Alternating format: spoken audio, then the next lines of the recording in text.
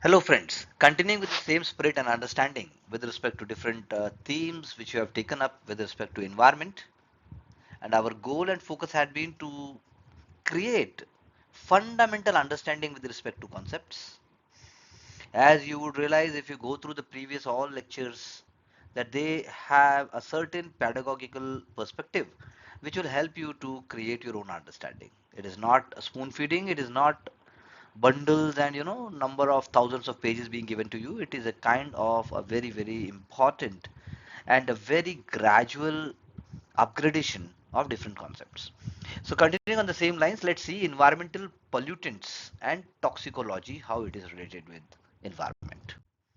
Pollutants, they are the creators of pollution. First of all, very important, every human society, both rural, urban, industrial, and most technologically advanced society, they dispose certain kind of byproducts and waste products, which are when injected into atmosphere in quantity so great. It is not important if you are just doing it a little bit, but you are doing it so great. You are actually breaching the carrying capacity of biosphere that they affect the normal functioning of ecosystem. They start having an adverse effect on plants, animals, and men. They are collectively called pollutants. This is what Smith said in 1977. You can be asked, what do you mean by pollutants? What do you mean by pollution? Even if you say in your interview that, yeah, I want to serve the society, I want to work for eradication of pollution, I have suffered from pollution, and that's what motivates me, that our all policies must be diverted and must be having a dimension in which pollution must be taken care of.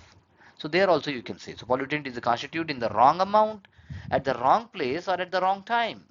For example, nitrogen and phosphorus are essential nutrients for living organisms, extensively used in agriculture to increase crop yields, but they can cause pollution in lakes, rivers when found in excess by promoting undue algal growth, which is called eutrophication.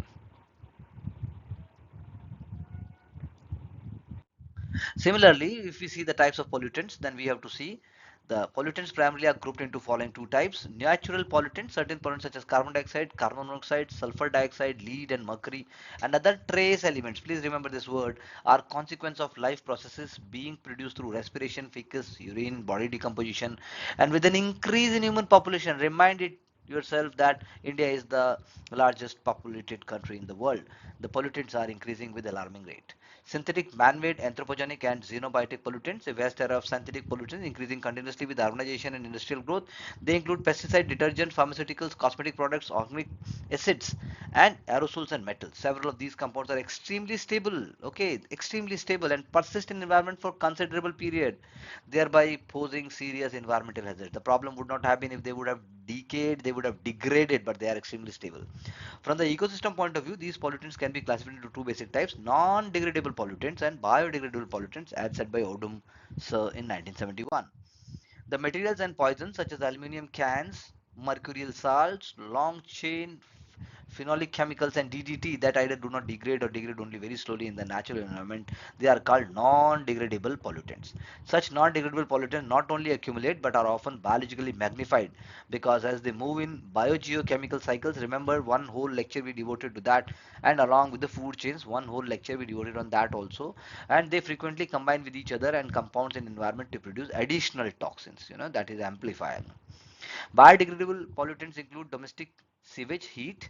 The domestic sewage can rapidly decompose by the natural processes or engineered systems such as municipal sewage treatment plant. Look out for STP in your city. Look for the small STPs which government had planned even under Namami Gange program. Do look for a graphical representation of the same. That enhance nature's ability capacity to decompose and recycle. Problem arise when the biodegradable pollutants, when their input into environments again exceeds the decomposition or dispersal capacity. Same is happening with Yamuna. Same is happening with number of rivers in India. Check out, make a list. It's very urgent. Air pollution is the presence in the atmosphere or injection into it, like the way we are doing in Delhi NCR and certain cities of North India, of substances that are not naturally or present naturally, but they are in one only in smaller concentration that may harm living organisms directly or indirectly, as said by Alabi sir in 1995. Thus, one, due to some natural processes or human activities, the amount of solid waste or concentration of gases other than oxygen increase in the air, which normally has constant percentage of different gases in it, the air is said to be polluted. This phenomenon is referred to as air or atmospheric pollution. Again, a very high motivation for you why you want to change society. Air pollution is one of the most dangerous and common kind of environmental pollution that is reported in most industrial towns and metropolitans in India, and Delhi is having the dubious distinction of being the world's most polluted city. Delhi, Bombay, Calcutta, Kanpur, Madras, Hyderabad, Jaipur, Ahmedabad, Nagpur, Firozabad, and also London, New York, Tokyo, Pittsburgh, and so on. But they are less definitely because they have taken up a lot of steps. I would request you here to check out how China, they have taken a very important steps. So Chinese model of controlling air pollution you must see. Methods of detection and measurement of air pollution is usually done by sampling of air by thermal or by electrostatic precipitation. Sonkin impactor, please remember this term for prelims, and electrostatic dust collectors. The particulate pollution is measured by instrument called deposit gauge or by Owen's dust counter. Thickness of the smoke is measured by Lejeune spear and by Ringelmann chart, very important for the prelims. The rough estimation of sulfur dioxide in air can be made by chemical analysis of dust collected in a deposit gauge or by bubbler method. Fluorides are estimated by color reaction. So very important facts for the prelims. Air pollution by natural means, when we say, because they are one of the most important sources of air pollution, nature is adding few natural pollutants such as pollen, hydrocarbons released by vegetation, dust from deserts, storms, and even volcanic activity. Thus, volcanic eruptions may eject large amount of gases than particulate matter. UPSC already asked a couple of times. Settling volcanic ash can kill vegetation by coating leaves and preventing photosynthesis and transpiration. We agree with that. For example, Mount Helena in USA 1980s. Fine particles and mainly sulfate, they may penetrate stratosphere, spread widely and reflect significant amount of solar radiation, leading to climate cooling. So another example, like for example, here example is given of Pinatubo in Philippines. 1991. Dust storms sometimes carry fine sand for thousands of kilometers, and favorable weather conditions stimulate the release of pollen, affecting people sensitive to it. So, see, nature is at work in number of ways.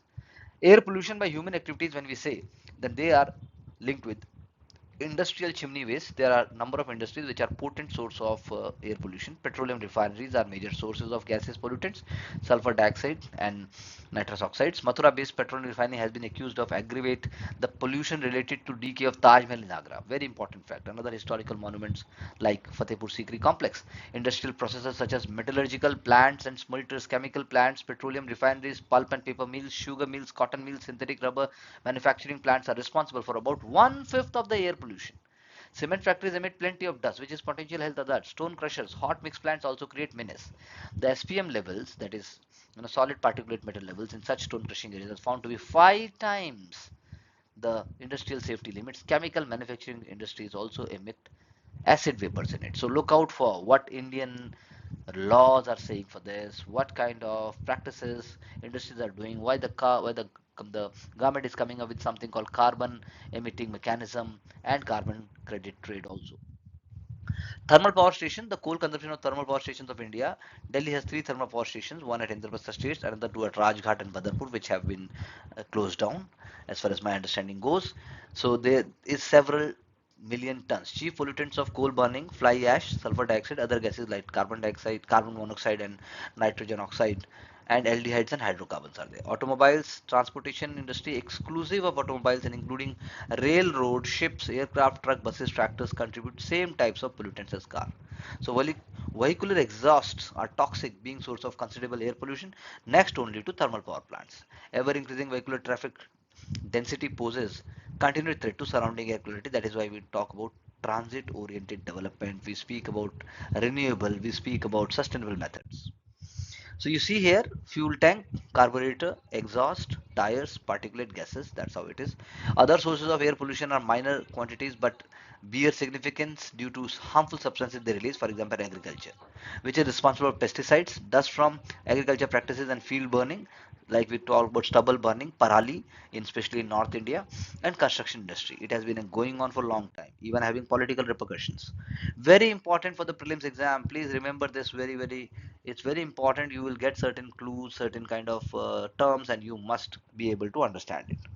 So the types of air pollutants, all the just described sources of air pollution release the following air pollutants: carbon compounds, sulfur compounds, that is sulfur dioxide, hydrogen sulfide, and sulfuric acid, nitrogen oxide, NO2, and nitric acid, ozone O3, fluorocarbons, hydrocarbons, benzene, benzyperine, metals, lead, nickel, arsenic, beryllium, tin, vanadium, titanium, cadmium, etc. Photochemical products, very important concept we must understand, we have to see in geography or in science. Olefins, aldehydes, photochemical smoke, pan, and also Pb2N. Particulate matter, for example, fly ash, dust, grit, and solid particulate matter, as I just said. PAN and Pb2N, you just check out. Toxicants also are part of it.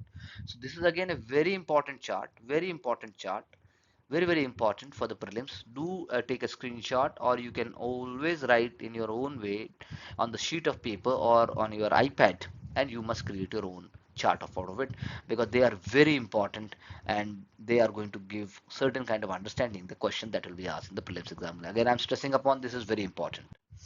Ecology of air pollution, when we say once injected into the atmosphere, pollutants enter the biogeochemical cycle through different routes.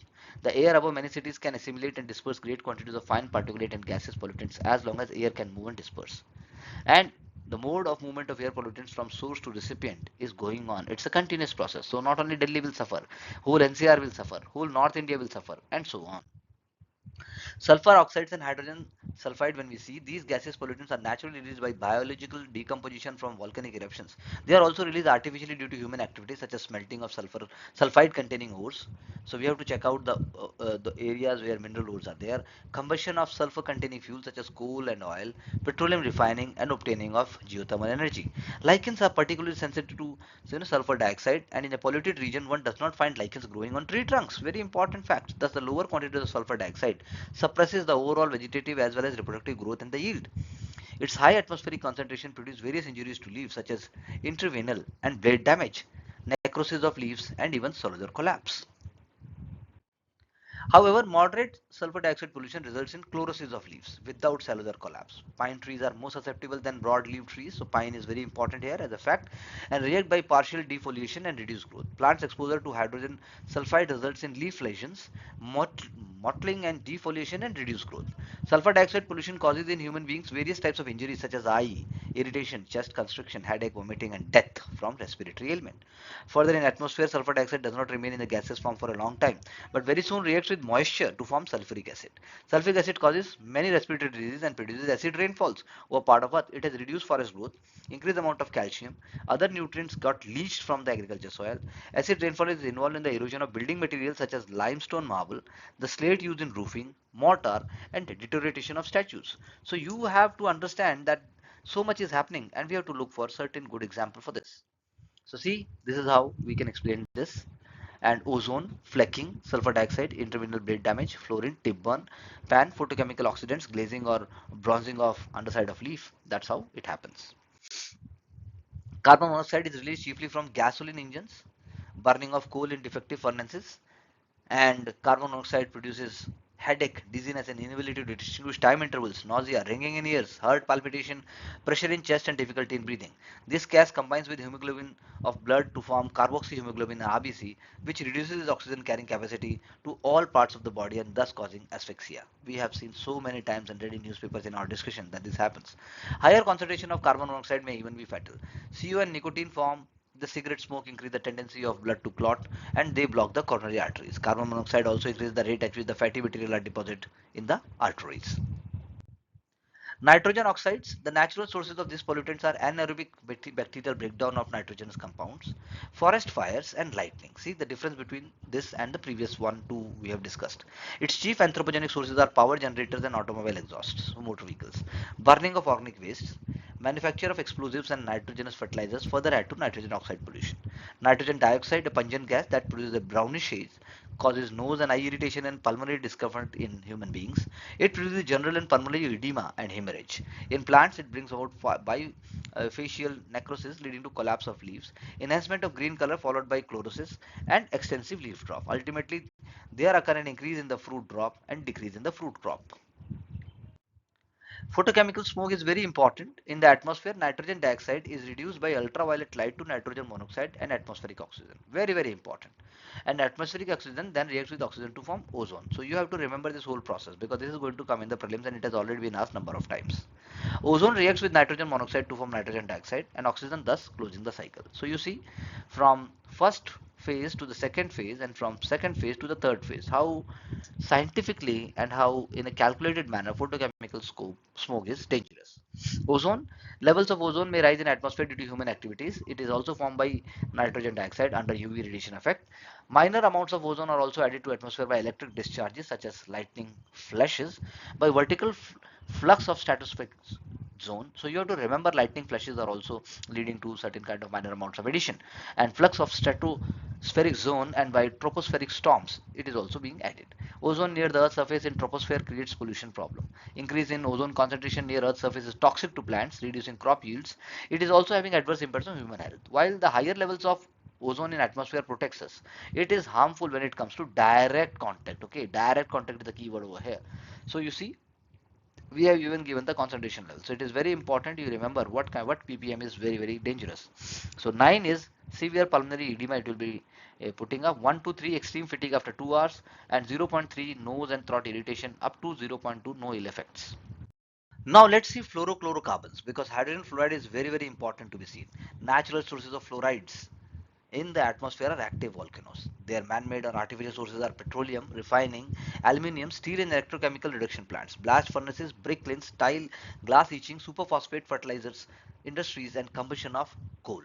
Fluoride burns up the tip of plant leaves. Its low amounts impairs plant growth, results in excessive dropping of bloom and young fruits, development of small, partially or completely seedless fruits and premature formation of soft red flesh and splitting of peach. In human being, it irritates and corrodes all body passages. When we see in terms of hydrocarbons, biological decomposition of organic matter, spill, seepage from natural gas, oil fields and volatile emission from plants are some of the major natural causes for the release of hydrocarbons. And what are those? Methane, terpenes, ethylene and aniline. You must remember the unusual names. Incomplete combustion of fuels, automobile exhaust, petroleum refineries, agriculture burning, motor fuel marketing, and manufacture of explosives and cracking of natural gas in petrochemical plants such as blow off emissions constitute the man-made sources that emit hydrocarbons. Hydrocarbon ethylene causes yellowing and occasional necrosis of leaves, chlorosis of floral buds, inhibition of terminal growth, apinasty of leaves, shortening of internodes, thickening of stems, lack of apical dominance, stunted growth, dry sepal disease of orchids, and decrease in amount of chlorophyll and carotenoids. Another hydrocarbon, aniline, results in appearance of bands on leaves as if they are water soaked, necrotic spots and abscission on leaves. In men's, hydrocarbons bring about irritation of mucous membrane, bronchial constriction, eye irritation, and one of the hydrocarbons released due to incomplete combustion is 3,4-benzopyrene. You must remember this, which is said to cause lung cancer. Methyl isocyanate, we all know, the gas when accidentally leaked out from the storage tanks of the pesticide factory in Bhopal on December 2, 1984. It resulted in the killing of more than 3,000 persons and seriously affecting lakhs of residents. Even till now, Supreme Court and High Court, they have been putting up for a complete storage and I should say very, very harmless and a sustainable method they have been looking for. That is why everything is being removed from the Bhopal gas and it has been disposed safely at Pitampur. I think if you can check out and Google it, the project is going on. Hydrogen chloride, this pollutant is released from combustion of coal, paper, plastics, chlorinated hydrocarbons, accident spills from chemical manufacturing plants, and ignition of solid fuel rocket engines in plants. Hydrogen chloride causes plasmolysis, collapse of epidermal cells of leaves, thereby results in abaxial glazing of leaves. Ammonia, the main anthropogenic sources of this gaseous pollutant are refrigerator, pre-cooler systems of cold storage, manufacture of dyes, explosives, lacquers, varnishes, anhydrous ammonium fertilizers, nitric acids and domestic incineration. Ammonia causes in plants bleaching of leaves, rusty spots on leaves, flowers, reduction of root and shoot growth, browning or softening of fruits, development of dark corky lenticels in apples, reduction in the rate of seed germination, and in men it is going to inflame upper respiratory passages. And similarly, if we speak about the tobacco smoke, it contains about 300 chemical compounds, including nicotine, carcinogens such as tar, aromatic hydrocarbon. It is mainly produced by smoking cigarettes and BDs. It is gradually becoming a pollutant, especially in closed atmospheres such as buses, trains, auditoria, discotheques, and nicotine stimulates some type of synapses of nervous system. It increases blood pressure, heart rate by production of adrenaline, causes vasodilation in muscles and vasoconstriction in skin. When a person smokes, tiny particles in the smoke gets caught in the lining of windpipe and bronchial tubes. Extra mucus is produced and the cilia stops breathing. The mucus collects in the bronchial tube and this gives to rise of smoker's cough. And it is very important to understand that repeated coughing may cause the delicate walls of the alveoli to break down into larger spaces. This cuts down, I should say, the surface area over which gaseous exchange can take place. So person gets very short of breath. Doctors call these conditions emphysema. Tobacco smokes also brings about the thickening of bronchial epithelial layer, loss of ciliated cells and appearance of cells with bizarre nuclei, which are probably the precursor of cancerous cells. Although smoking mainly affects the lungs, it can also cause cancer of other organs such as mouth, throat, esophagus and bladder. It is also associated with heart disease and stomach ulcer. A woman who smokes while she is pregnant is more likely to have spontaneous abortion of stillbirth or to give birth to an undersized baby. Let's see particulate pollutants. Particulate fluorides originates in the same way as the gaseous fluorides. Their origin is the same. They settle and accumulate on the grass and other vegetation. They are less toxic to these plants, causing occasional self-tip burns. However, ingestion by cattle of fluorine compounds falling on forage causes fluorosis. Very important for the prelims perspective. A disease characterized by abnormal calcification of bones and teeth, eventually resulting in loss of teeth, body weight, and lameness. Fluoride pollution in men and animals is mainly through water. In our country, fluorosis is public health problem in the states of Gujarat, Rajasthan, Punjab, Haryana, UP, Andhra Pradesh, Tamil Nadu, and Karnataka, and some areas of Delhi. Globally, it is a problem of various other countries, including USA, Italy, Holland, France, Germany, Spain, Switzerland, China, Japan, and some African and Latin American countries. So you see why UPSC will focus upon such big issues which are there in the public domain, and we must know about it. Lead, a very heavy metal, is injected in the atmosphere mainly from automobile exhaust. Automobile gasoline contains tetrahydral lead that is used as an anti-knock additive.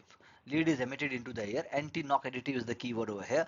With exhaust as volatile lead halides, that is bromide and chloride. 75% of lead burnt in gasoline comes out as lead halides through tailpipe in exhaust gases. That is why in Delhi we say that in an odd and even, and also we go for pollution under control certificates. PUC certificate. Of this, about 40% settles immediately on the ground, rest 60% goes into the air. That is why concentration is higher in urban areas where automotive and industrial exhausts are more. Similarly, mercury, liquid volatile heavy metal which is found in rocks and soil, it is present in air due to human activities such as use of mercury compounds in the production of fungicides, paints, cosmetics, paper and pulp. So keyword here is that it is present in air due to human activities. Inhalation of 1 milligram meter cube of mercury in air for 3 months may lead to human death. UPSC already asked question on these lines. Nervous system, liver and eyes are damaged, infant may be deformed. Other symptoms of mercury toxicity are headache, fatigue, anxiety, lethargy and loss of appetite. Similarly, zinc in air occurs mostly as white zinc oxide fumes and also they are toxic to men. Exits in air around zinc smelters and scrap zinc refineries. That means wherever smelting is taking place and also where refineries are there which are using scrap. Similarly, cadmium is emitted to air by human activities and industries. For example, electroplating and welding of cadmium containing materials, industry producing pesticides and phosphate fertilizers. Cadmium occurs in the air in the form of oxide, sulfate or chloride compounds. It is poisonous at very low levels and is known to accumulate in human liver and kidney. Cadmium causes hypertension, emphysema, kidney damage. It may also act as carcinogen in mammals. Similarly, potassium salts, these particulate pollutants are derived mainly from the potash mines, cause plant abnormalities such as branch tip death, chlorosis and necrosis of leaves. Similarly, sodium chloride contains de-icing salts such as de-icing salts are having actually sodium chloride, that is NaCl, used to remove ice and snow from the roads in winter. So example in Ladakh, J&K, they are found to cause multiple damage to the roadside trees such as leaf necrosis, defoliation, suppression of flowering and dieback of terminal shoots in apple. That is why Ladakh, Himachal and Jammu, Kashmir, they will be the key areas for this. Agricultural chemicals, insecticides, herbicides, fungicides, pesticides, they are used, result in foliar lesions. UPSC is asking actually questions on these lines, but they are very specific about the name of certain chemical pesticides. You can just Google further. Particulate matter. The word particulate has been derived from particle and includes all solid or liquid substances primarily in the air. Particulate matter is usually divided into two categories: suspended particles, particulates, and dust fall.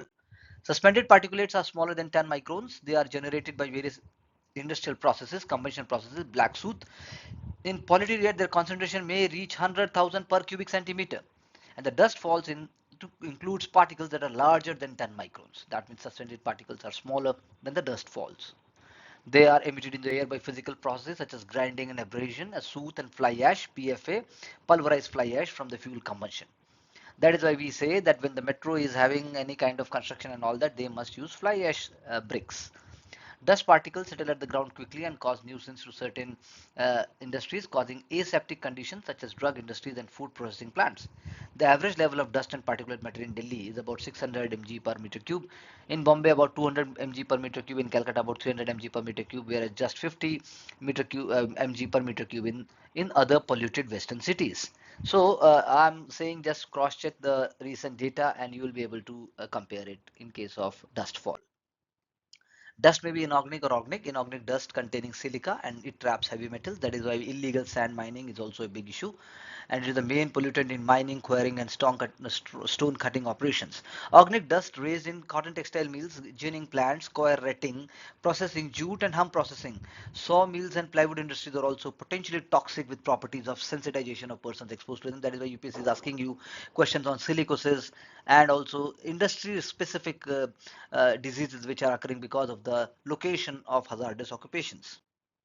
Effects of air pollution on weather, climate, and atmospheric processes when we see. So in the mains also you can write a couple of points from here. At gross level, air pollution causes two worldwide problems. One is contamination of upper atmosphere and second is the alteration of weather and climate. Air pollution also affects weather on continental and global basis. Many gases, pollutants, and fine aerosols reach upper atmosphere where they have basic effects on the penetration and absorption of light. That's what we've seen. So Subrodin went on to study and certain other modern environmental biologists feel that increasing particulate pollution may be reducing the amount of sunlight energy reaching on the Earth's surface. And it is basically lowering solar radiation at the Earth's surface and producing a cooling effect on the world's climate, which could ultimately trigger another ice age. Thomson, sir, in 1975 reported decrease in the mean annual temperature in the northern hemisphere and increase in the north polar ice cap. So you can understand climate change is not a new issue. We have been searching, we have been looking forward to it at least from half a century. Greenhouse effect, carbon dioxide is a natural constituent of the atmosphere. So its concentration is increasing in the air with an alarming rate. A byproduct of burning of fossil fuels, it is not necessarily a pollutant. Always remember this. It produces adverse psychological effects only at very high levels. It is estimated that probably one half of CO2 input stays in atmosphere and other half it is removed by the oceans and by plants. Wonderful job. The increased amount of CO2 in the atmosphere is found to increase the temperature of Earth. That is the problem. The spectral properties of CO2 in atmosphere are such that it tends to prevent the long wave radiation, that is infrared radiations from Earth, from escaping into outer space and deflect back to Earth. These long wave radiation must go back, which is not happening. So this has increased temperature at surface. That is what Turk in 1974. The phenomena is called atmospheric effect, Lee 1974, and greenhouse effect. It is what it is known as. So you must know this very clearly, so that at least in General Studies paper 3 and also in certain aspects of optional and also in economic activities, you can quote this. Simultaneous cooling and heating effects of air pollution on Earth have increased variability in worldwide weather patterns may be a serious threat to global food production. And recently, ecologists have tried to correlate air pollution with serious and prolonged droughts, heavier rains and floods. We have seen that, and more serious hurricanes and tornadoes. That is why at least 2 to 3 questions are coming in the prelims, which want to ask you the locations where these extreme events have taken place. Only a slight rise in temperature would cause the polarized caps to melt and cause an enough rise in the sea level, submerging a number of major cities of the world because many are along the coasts. Simultaneously, along with carbon dioxide, man has been adding solid particles and droplets into the air, which increase the albedo or shyness of the earth. This should act contrary to the greenhouse effect, reduce the sunlight reaching the earth, and tend to lower the temperature of earth. But then it is not happening much. So you see here a very important graphic representation and written part over here. Greenhouse effect. Sun is transmitted, reflected and trapped by the atmosphere. Energy radiated back into the space at a longer wavelength. In the infrared region, the energy arriving from the sun and the consequence that is more heat enters than escapes. So greenhouse gases CO2, CH4, nitrous oxides, chlorofluorocarbons together with water vapors in clouds, do look for the percentage. It is very important for prelims. Contribute to the blanketing Blanketing effect of the atmosphere. This is a new term which I am introducing to you, blanketing. So warming of Earth's surface, incoming sunlight, infrared wavelengths, re-radiation, trapped infrared radiation hitting outer limit of the atmosphere. Same is the case here. Sunlight warms Earth's surface, Earth's surface radiates heat, greenhouse gases trap heat and reflected back to the Earth's surface. Now, rising level of carbon dioxide in the atmosphere data was collected at Mauna Loa Observatory in Hawaii. There is good evidence to suggest that the changes in the average temperature at the surface of Earth are closely linked to the changes in the levels of greenhouse gases. You can always quote this in the mains examination in terms of ppm, that is parts per million. So peeling of ozone umbrella by CFMs is very important. Certain fluorochlorocarbon compounds which are called chlorofluoromethanes or CFMs or freons are used as propellants in pressurized aerosol cans. They are inert in normal chemical and physical reaction, but they can get accumulated in great amounts at high altitudes, and especially in the stratosphere they are inert gases compounds. So these inert gases compounds release chlorine atoms under the influence of intense shortwave ultraviolet radiation. This is very important. So they are inert in normal circumstances, but when intense shortwave ultraviolet radiations are influencing them, then the chlorine atoms are reacting. So each chlorine atom chain then reacts with more than 1 lakh molecules of ozone, or you can say 100,000 molecules of ozone, converting ozone to oxygen. The reduction in stratospheric ozone permits greater penetration of ultraviolet light, which intensifies UV radiation at the Earth's surface. In plants such as enhanced level of UV radiations are feared to cause stunted growth, short thin stems, smaller leaves, plasmolysis of cell, destruction of anthos, cyanin, chlorophyll and nuclei. These are known to cause bronzing of leaves, injury of various fruit, somatic aberrations, discovering of staminal hairs, inhibition of pollen germination and pollen tube growth. The protective ozone layer of stratosphere is also considered by many ecologists to be endangered by supersonic jets or SSTs. The jet engines of supersonic aircraft flying at high altitude release nitrogen oxides and catalytically destroy ozone molecules. So most kinds of air pollution can be controlled by modern technology, but the cost ultimately be borne by the public in the form of higher prices for manufactured goods, higher taxes, reduced profit margins in industry, and more restrictions on individual activities such as burning leaves, trash, and use of automobiles. Following steps have to be undertaken to control pollution at source as well as after release of pollutants in the atmosphere. Prevention and control of vehicular pollution. India is already working on it. You can see India is looking for EV and also looking for renewable resources. Curbing the pollutant emission from the vehicular exhaust. This type can be controlled attained by using new proportion of gasoline air. That is why diesel vehicles more than 10 years are banned, and also Bharat stage 6 vehicles are now on the roads. More exact timings of the fuel feeding, using gas additives to improve combustion by injecting air into the exhaust to convert exhaust compounds into less toxic substances, correcting engine design or fixing suggestions to device to improve combustion with existing design. You can use couple of these points in the mains examination answer writing. Complete elimination of three main pollutants, that is carbon monoxide, nitrogen oxides and hydrocarbons, can be attained by either updating the present designs of engines or by making appropriate changes in devices improving combustion. In recent years, this is not the latest example. IK Bharti of Mumbai has claimed to have devised simple attachment by the patent name thermoreactor to curb air pollution by motor vehicle. The reactor is fitted to the exhaust tailpipe and it converts carbon monoxide into oxygen. Various devices such as positive crankcase ventilation valve catalytic converter have been developed in USA to reduce exhaust emissions by automobiles. The question is that how they are there in the economies of scale. Control of evaporation from fuel tank and carburetor. This can be performed. Collection of vapors with activated charcoal when the engine is turned off. Subjecting the gasoline in tank to slight pressure to prevent the gas from evaporation. Developing low volatile gasoline that does not evaporate easily. Use of filters. Filters can be used to capture and recycle the escape gases, hydrocarbons from the engine. The gas vapors which escape between the walls and the piston reach crankcase. Prevention and control of industrial pollution is by chimney waste, measure taken for removal of particulate matter, gases, pollutants, and it can be checked at various stages. In India, we are having environmental pollution control acts are there, and then we have different kind of water, soil, air, and apart from that we are bringing certain regulatory mechanisms by which we want to cut down on the carbon emission. Removal of particulate matter is very important under the influence of different forces moving them continuously out of the gas stream, and there can be different kind of equipments, for example cyclone collector. Cyclone collector is going to help on based on the principle of centrifugation. The suspended particles move towards the wall of cyclone body, and then to this bottom and finally discarded. The cyclone correctors can remove up to 70% of the particles. Electrostatic precipitators to remove the suspended particles from the gas stream. Electrical forces are applied within the chamber or in the precipitator. The particles become charged or ionized. They are attracted to charge electrodes and removed. So ESP, that is electrostatic precipitators, can remove 99% of the particulate pollutants from the chimney exhaust. ESPs work very efficiently in power plants, paper plants, cement plants, carbon black plants, and sometimes high resistivity dust may make separation in ESP difficult. To overcome this difficulty, fabric filters and back filters are employed. Further, tall chimneys are used for vertical dispersion of air pollutants. So you see here various possibilities, but I am saying that we are not talking about all the recent developments. I am only giving you the standard protocols. Please do check more. Removal of gaseous pollutant, these are removed from the chimney exhaust by the following three methods. Wet systems, they are you can say used as washing towers in which alkali fluids circulate continuously. The liquid react with SO2 to produce a precipitate. In gas scrubber, a fine spray of water can effectively separate many gases such as ammonia and sulfur dioxide. Dry systems, in this case gas pollutants are allowed to react with an absorbent under dry phase. Absorbents such as dolomite, lime, that is calcium oxide, and limestone CaOH are placed in the way of flowing gas, that is SO2. The process is cheap and does not involve any spray of water.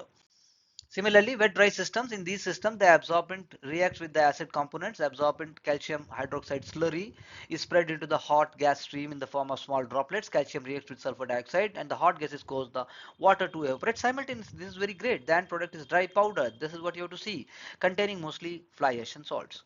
Control of air pollution through law, that I just said.